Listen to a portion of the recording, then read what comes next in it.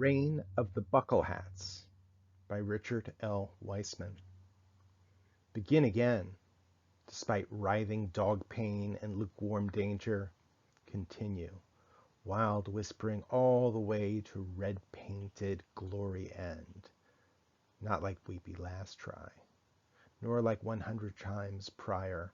Cold press on to Orwellian back alleyways until end, as our gray-headed fathers trained, spite mocking yellow glow of alarm clocks, still reminding that we, all of us, are running low on hours.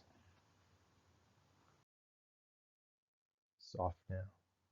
Easy close, sea hazel eyes, tight shutter, dimming minds, and let drunk weekenders ruin sad shows, 'cause all this was a long time coming, as escape-hatching white nights cold sweep bleakly through rivers' airy blood, when mommy first brandied pale linen napkin for wailing infants to dull their pulsing pain, and our ilk still-foot soldier dream-peddling escapes with dim-lit crude instruments, archaic by buckle-hatted standards.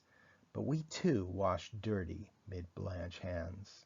Old story weavers, imagining ourselves above this chaotic totalitarian fray, as we wrought iron framed virtue from cold ignorance, and donned black weeping straitjackets of high art clay, never dreaming such labyrinths might backlash to present age's buckle-hatted daymares.